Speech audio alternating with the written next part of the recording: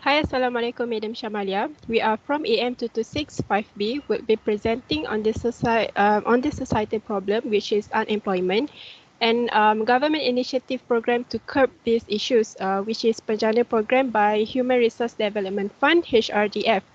My name is Nur Yasmin Isha binti Abu Zahri. Will present on the introduction. So as we know that unemployment in Malaysia has shown fluctuations for over the last few decades, especially with the population saturations due to lack of vacancies, increases in demand on semi-skilled workers, increasing in foreign workers, mismatching skills and job selections. And recently, the world is facing with global health crisis, which is COVID-19 pandemic. The pandemic leads indirectly to the socio-economic crisis. The pandemic has greatly impacted, especially on the employees, and also job seekers as people began to losing their jobs. In response to the COVID-19 pandemic, Malaysia government has introduced several actions such as Movement Control Order (MCO), whereby MCO requires non-essential essential businesses to be closed.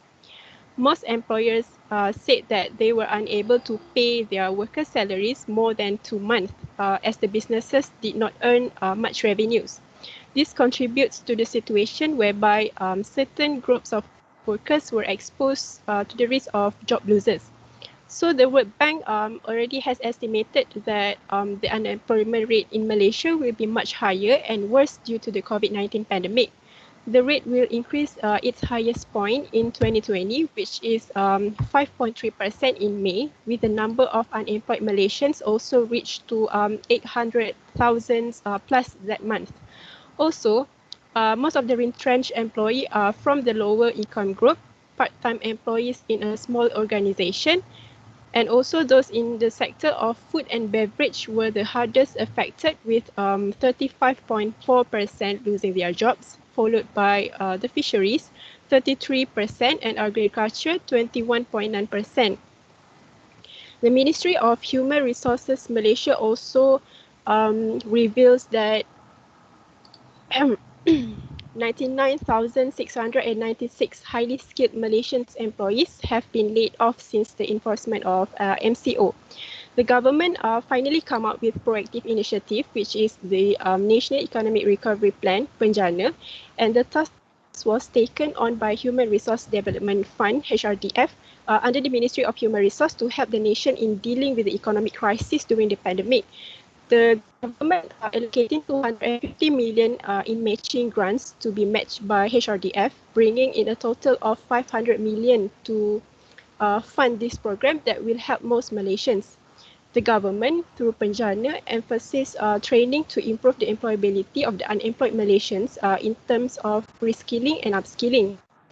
Meanwhile, Place and Train is an initiative to provide Malaysians with job opportunities, especially for retrenched employees, by participating in specific training courses required by industries. It is compulsory for the employers to recruit and give candidates a minimum of 1-year period contracts. Until August 2020, the Penjana program had received thousands of proposals with 2,548 employers providing work placement and also training. Thank you. That's all from me. I pass to the next presenter. Hi, Assalamualaikum. My name is Nonabila binti Amirul Hasmi. So I'm the next presenter that will explain about the background of an organization, which is Human Resources Development Fund, or also known as HRDF. HRDF is an organization under the parent statutory body, which is the Ministry of Human Resources. The Ministry of Human Resources is desired to improve the quality of labor workforce. Hence, this cause leads towards the implementation of the Human Resources Development Fund that will only focus on the main objective of enhancing labor skills and concentrate on the ongoing employees' professional growth. As HRDF has been established since 1 June 2001, the establishment of HRDF has its own vision and mission. The mission of HRDF is spearhead the learning and development of the Malaysian workforce. Meanwhile, the vision of HRDF is every Malaysian employee trained. Generally, HRDF is one of Malaysian current workforce and pool of funds that human resources development collects from the employers in various sectors, such as manufacturing and service sectors. The goals of Human Resources Development Fund are to develop human capital and maintain the economic sector growth. In addition, the establishment of HRDF is important. This is because of promoting worker skills is one of the Malaysian agenda in the 11 Malaysian Plan. Human Resources Development Fund is also an efficient organization to attract more investment in Malaysia. Furthermore, the objective through the establishment of HRDF is to provide the training modules to all the workforce based on the needs of the employer's business or company. Besides that, even HRDF itself have access to the fund device. The funds should be contributed to several initiatives or programs to help in upskilling Malaysian workforce. There are several programs that mandated to HRDF, which is One Malaysia Globally Recognized Industry and Professionals, or also known as One Malaysia GRIP, and the latest economic initiative, which was Economic Recovery Plan, or also known as Penjana Program. Penjana Program is basically generating job opportunities due to COVID-19 outbreak and the existence of unemployment rate issues. Moreover, before all these programs that have been mandated to HRDF, it was needed to ensure that every fund distributed was giving a benefit to the Malaysian workforce. The outcomes and impact of every program mandated need to be evaluated along the implementation of the program and ensuring the results that can address the issue. So that's all from me. Thank you. Alright, thank you. Hi and Assalamualaikum to Madam Shamalia. My name is Muhammad Sharuniza bin Muhammad Yunus and I will be explaining on the Penjana background.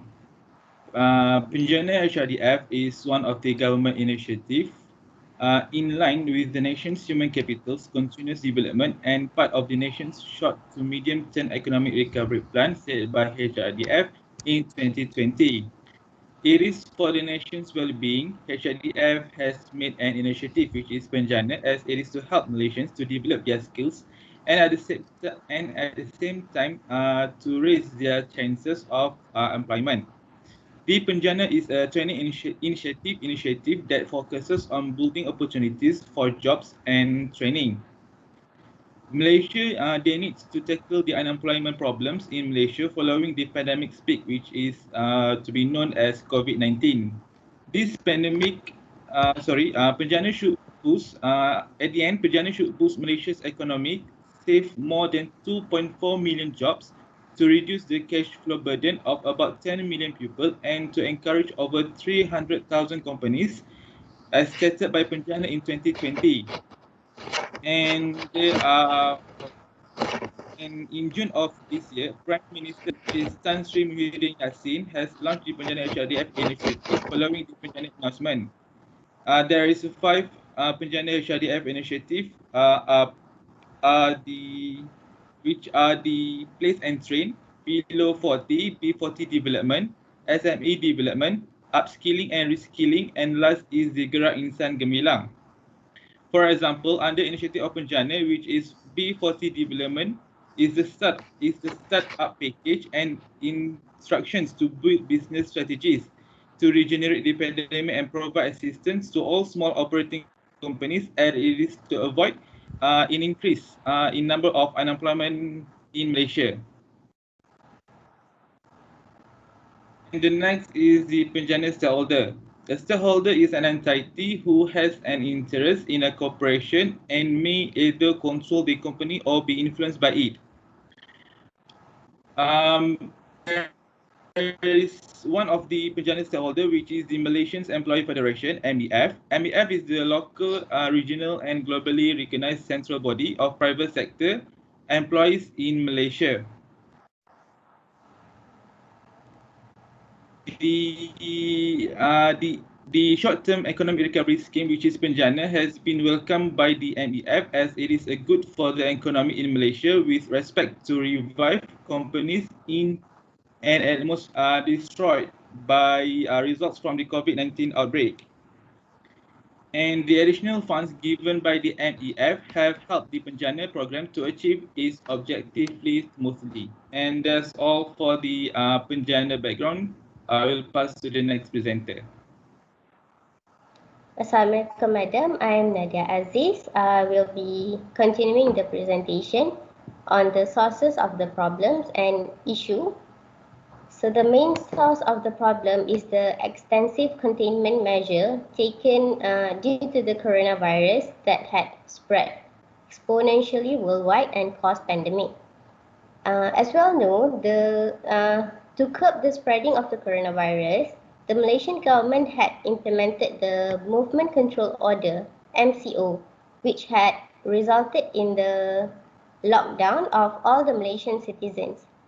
According to the Employers Insurance System, EIS, under the Social Security Organizations, SOCSO, it is stated that these shutdown measures had taken, this shutdown measure taken by the government had risen the unemployment rate up to 42% in year 2020. Another sources which contributes to the problem is the economic disruption, which had caused the business, especially the financially fragile business, to retrench workers. Many people had lost their job due to the financial crisis that hits their company. So this is proven according to the Society for Human Resource Management, HRDF, that in 2020, all the companies faces huge loss in demand. So it is recorded that up to 62% decrease in the revenue. Lots of company and organization had no choice but to lay off their employees due to the insufficient revenue that they gain to pay the salary of the workers. And the unemployment among graduates is also an issue, which the reason is because of the quality of the graduates is one of the components causing the high unemployment rate among them. There are lots of students that pursue higher education nowadays and graduated. So the competition among the fresh graduate is very high nowadays. However, there are many companies that employer claims that these graduates do not have enough required skill.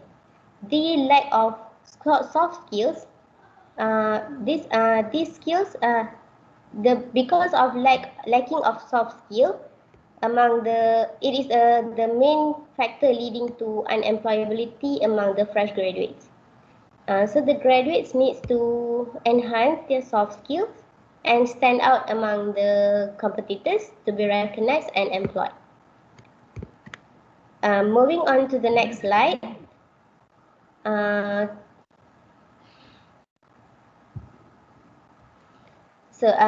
Moving on to the related parties that have the authority in solving the problems. First is the Ministry of Finance.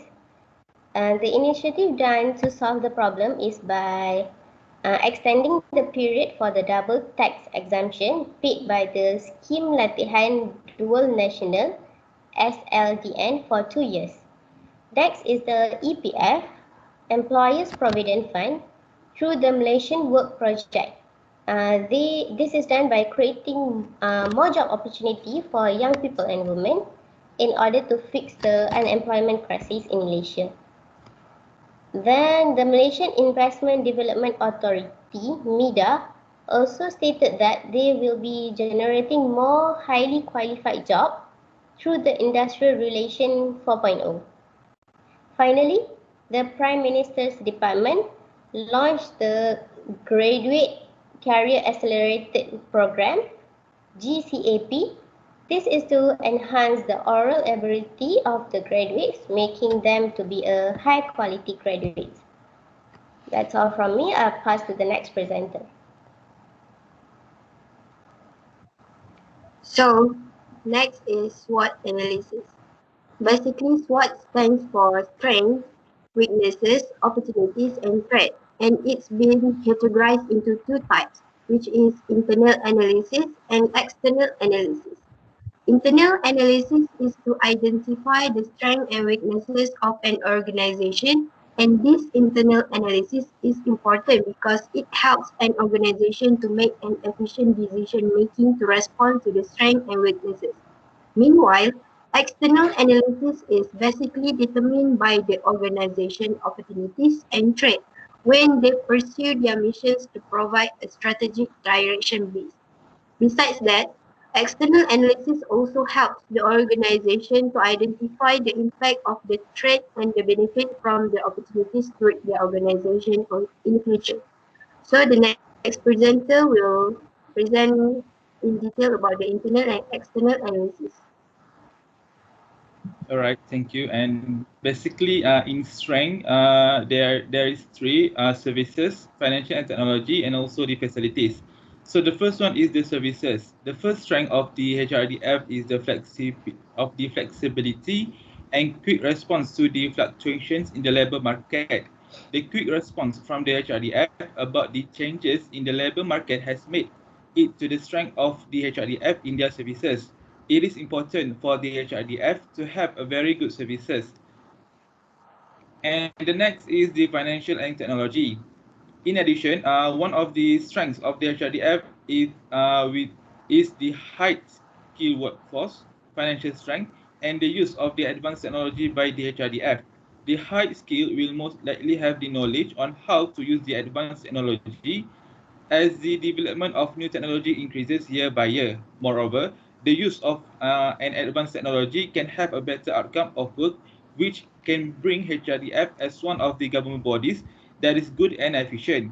Besides, HRDF also has the strength with their financial resources, as many of their programs, especially with Penjana, have received many additional funds from the investor. And the last of their strength is the facilities. A large internal database easily accessible to job seekers. Thus, having this kind of facility in HRDF can make their external customer easily able to access anything about the jobs availability in Malaysia. And move to the weakness. So apart from the strength, next is the weakness from the SWOT analysis done, which is also divided into three categories consisting of financial, administration, and technology. First is the weakness in the financial category. The main weakness of the Human Resource Development Fund, HRDF, is problem in the management of funds that leads to embezzlement and also corruption. The dishonest behavior of the senior management officer, which had misused the HRDF fund, which is a huge sum of money amounting to 300 million ringgit. The weakness of the Human Resource Development Fund, HRDF, in the administration category is the inadequate ability to solve the unemployment issue, which is a big deal in Malaysia nowadays, especially due to the COVID-19 pandemic. Although there have been many initiatives initiated by the HRDF, but the number of unemployment rate is still considered very high and even rising nowadays. The number of job seekers and the number of available job opportunities is not compatible. This is because there are high ability of human resources, however, the job opportunities is very little. And lastly is the weakness of HRDF in the technology category. The HRDF had issue where new programs are launched before the completion of their e-infrastructure. This can be seen where they had spent for the implementation of computer-based training, CBT, a new infrastructure formed by the HRDF to assist employees in online training. But another program will launch again overlapping the initial program, which is the training facilities and renovation, ALAT. This is to encourage more retraining and skills upgrading of the employees by purchasing of training aids. That's all from me. I'll pass to the next presenter. Assalamualaikum and hi to Madam Shamalia. My name is Aina Batusha bin Nizam. I want to explain the opportunities. There are three categories divided in under opportunity, and the first one is computation. Computation is implementation of HRDF strategies in partnership with the private sector. The computation is the action in which attempt to win or achieve something by challenging. The second one is legal. Legal is law-related matter. In the article, the source of money was used in way required by law by utilizing HRDF financial resource as per Article 3 of the regulation. And the lastly of opportunities is economic. Under economic have restructuring of the National Development Fund.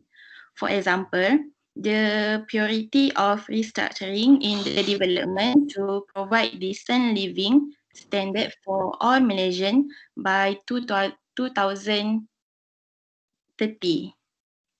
Okay, next I will pass to next student. Okay, so last but not least is threat. So basically under threat, there are three components also. The first threat is on social, whereby it involves misalignment of the educational output with labor market needs. As we know that the population increases, people with higher educational backgrounds will also increase. But it does not necessarily mean the educational institution produce a high-skilled workforce that is capable of responding in flexibility to the market needs, as the education and employment involve strong connection to the labor market requirements. Next is on political, whereby the economic growth rate has its ripple effects on the workforce.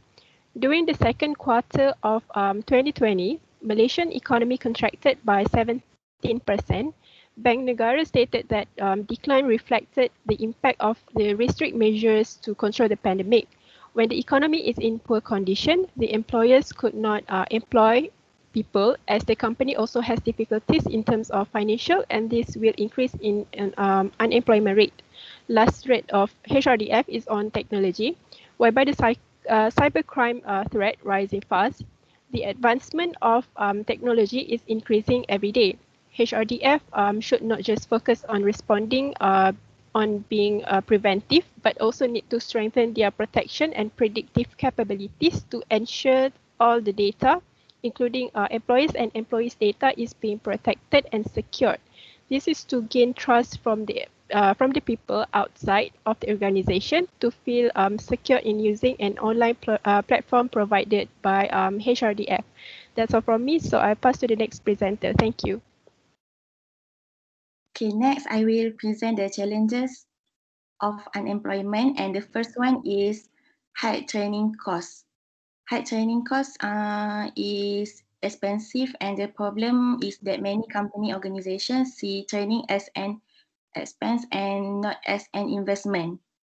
HRDF need to face numerous job market issues, and proper training will make workers better and more capable of their jobs. But untrained employees will lack of motivation and knowledge and can affect the industry. The qualified employee can answer question without being called on by manager, and more productive job and capacity to get along with management is created by training. This also can lead to efficient work. The second challenges is incompatibility between the output and requirement of the labor market. In the post-recovery phase, if necessary, intervention is ignored, the pandemic will inflate the size of the graduate disorder in the Malaysian labour market. The word degree floor apply to workers who hold positions that do not adhere to levels of education, such as a bachelor student who does not work as a cashier or clerk. This is similar to the case of underemployment, whereby the talent and skill possessed by the graduates could not be fully maximized in the economy.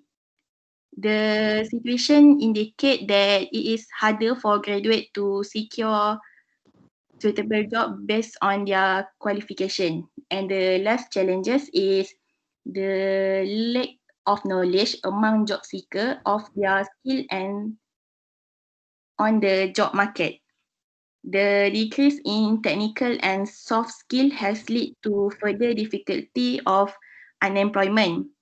It can happen that the graduate have tasks beyond their field or of expertise to perform. The situation of unemployment become a problem which has become more and in the growth of education planners. According to the exercise, Professor Dr. Hari Haran is a professor of University Utara Malaysia said the problem become more accurate as a higher number of job seeker than a job vacancy because of career development, and it is important for graduate to see the relevance of entrepreneur skill. Next, I will present the recommendation. There are 3 recommendations. The first one is raising the allowance of training. The HRDF need to be responsive to the need of current employee, and it is timely to significantly raise the routine allowance for staff undergoing training. In view of the numerous requests from employer, HRDF had been asked to review the rates of daily allowance training. Which is can aim at supporting the National Human Capital Agenda. This is under a launch initiative scheme. The HRDF launched new revised human capital strategy initiative scheme. In addition, the scheme target unemployed graduate and want to reduce the nation unemployment rate, and also to increase local household income as well as the national income per capita. For instance, like the industry certification scheme will provide financial support for enhanced employee skill through the relevant certification training. And the last recommendation is creating professional guidance and education program in a systematic and inclusive manner which benefit all job seekers and employers with the ultimate goal of achieving job stability. The service will be provided by trained and qualified career counselor or teacher who can share on the world of work, labor market demand, type of career and their role, and others. This is also important to help the application process. The counselor can also provide assistance taking into the account the personal circumstance, and beside that can provide reliable current and labor market information. For instance, like the information should be able to show growth sector and the type of skill employee look for. Okay, next. Okay, last, I want to present the conclusion. In conclusion, as indicated by the HRDF, focus mainly on the human capital of labor, and it is committed to provide access to expertise through training and certification. In Malaysia, human resources are thus competitively secure work in scarce job opportunity and generate high income in the economy based on employee. The PENJANA HRDF is training incentive program. The latest economic recovery plan for HRDF also highlight the importance of creating job and training in Malaysia bid to get it back on track following the COVID-19 summit on the issue of employment, development and job creation. This effort will be implemented through collaboration with various ministry and agency. It also new economic recovery initiative and last but not least, Sirim Penjana HRDF offers career development, skill testing and job prospect regardless of whether workers are employment seeker, employers or training provider.